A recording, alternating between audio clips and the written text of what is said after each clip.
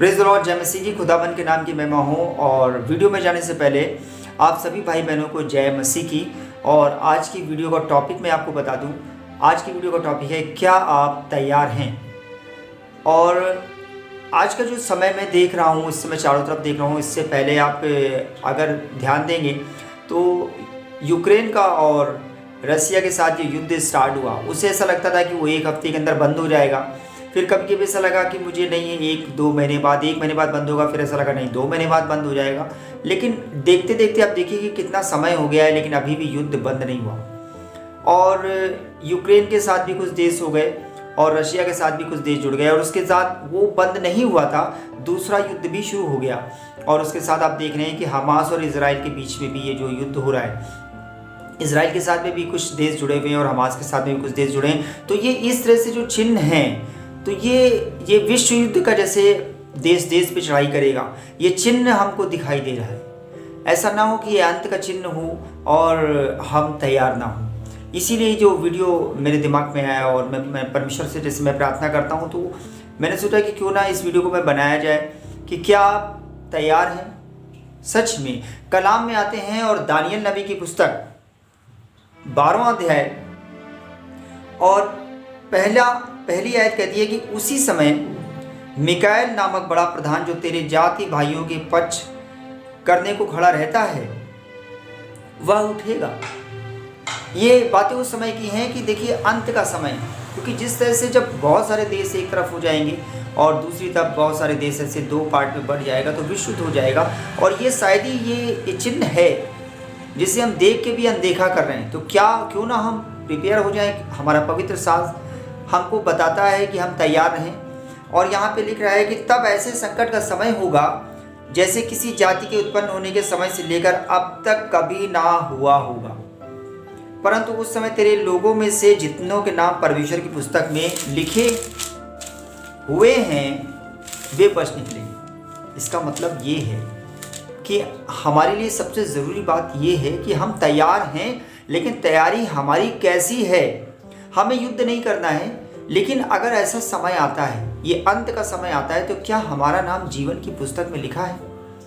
कहीं ऐसा तो नहीं कि हम सोच रहे हैं कि नहीं अब आत्मिक हो जाएंगे, या अभी नहीं कुछ समय बाद हो जाएंगे, या हम इतनी गड़बड़ी को सुधार देंगे और हम सुधारते ही रह जाएं और अंत का समय आ जाए। मैं एक और आयत पढ़ूंगा, इसी अध्याय का 12वां चैप्टर है और इसकी 10वीं आयत कहती है, बहुत से लोग तो अपने अपने को निर्मल और उजले करेंगे और स्वच्छ हो जाएंगे।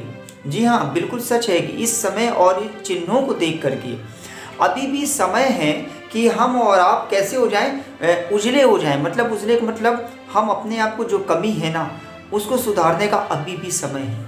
मेरी बहनों, मेरे भाइयों, अभी भी हमारे और आपके पास समय है। सचेत हो जाइए। अगर कोई गुनाह कर रहे हैं, या जो गुनाह होता है ना, वो दुष्ट आत्मा आपसे कराती है, आप नहीं करते हो, आपको बहुत ही गिलानी होती है। मैं जानता हूँ उस चीज़ को, आपको बहुत तकलीफ होती है कि मैं इसे कैसे कर रही हूँ, कैसे हो जाता है, मैं बहुत पापी हूँ। लेकिन मैं आपको सच बताऊँ, जो आपके अंदर है शैतान, वो आपसे गुनाह करवाता है। और अगर आपसे ऐसा गुनाह हो रहा है तो परमेश्वर से प्रार्थना करिए, अपने यीशु मसीह से प्रार्थना करिए। वो हमको इस मुश्किल से और इस पाप की जो चंगुल से, इस बंधन से आज़ाद करेगा।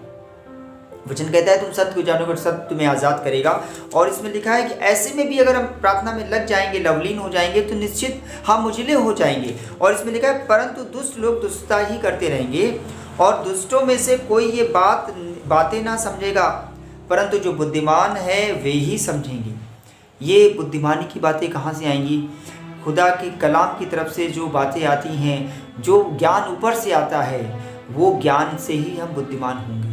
ये जो सांसारिक ज्ञान है, इससे हम बुद्धिमान नहीं हो सकते हैं। अगर हमको परमेश्वर की आत्मिकता में बढ़ना है, हम चाहते हैं कि हमारा नाम जीवन की पुस्तक में लिखा हो, तो हमें बुद्धिमान होना पड़ेगा। और ये ज्ञान हमको परमेश्वर के पवित्र शास्त्र से ही मिलेगा। जब हम अपने आप को प्रार्थना में झुकाएंगे, प्रार्थना में लवलीन रहेंगे, इस प्रार्थना में, तभी ये ज्ञान प्राप्त होगा। और सच है, अभी भी समय है, ऐसा ना हो कि बहुत देर हो जाए। और कभी भी कोई भी पुराने नियम में आप देखिएगा कि जब किसी से कोई गलती या मिस्टेक होता था, तो कोई ना कोई नबी जाता था, उस राजा को बताता था कि भाई राजा, तुमसे ये मिस्टेक हो रहा है, इस चीज़ को सुधार दो। और उसको सचेत करता था, और कई राजाओं ने सचेत भी किया और अपने आप को बचाया।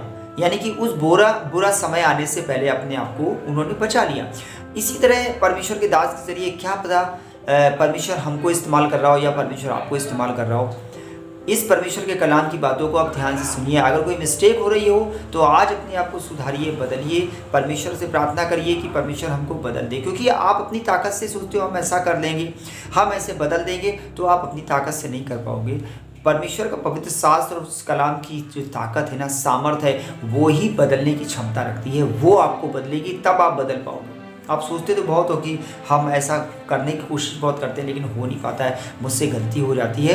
तो ये गलती आपसे नहीं होती है, शैतान जो आपके अंदर घुसा हुआ है ना, यही आपसे गलती करवाता है। आप जब प्रार्थना के जीवन में आओगे, अपनी प्रार्थना के जीवन में लवलीन रहोगे, प्रार्थना करोगे, और जब आप परमेश्वर के कलाम पवित्र शास्त्र को पढ़ोगे ना, तो परमेश्वर का वचन आपके जीवन में काम करेगा और आप उजले हो जाओगे। अभी भी वक्त है, इसलिए वार्न कर दिया है। क्या पता परमेश्वर मेरे जरिए आपको बता रहा हूँ। तो मेरे भाइयों और मेरे बहनों, अगर आपको ये वीडियो अच्छा लगता है तो आप इसे मसीह भाई बहनों में शेयर करिए। और अभी भी वक्त है, तैयार हो जाइए, अपने आप को उजले कर लीजिए। वक्त बुरा है, चिन्ह बुरे हैं जो दिखाई दे रहे हैं, अगर अभी भी हम समझ नहीं रखते हैं तो अपने आप को धोखे में रख रहे हैं। सभी को जय मसीह।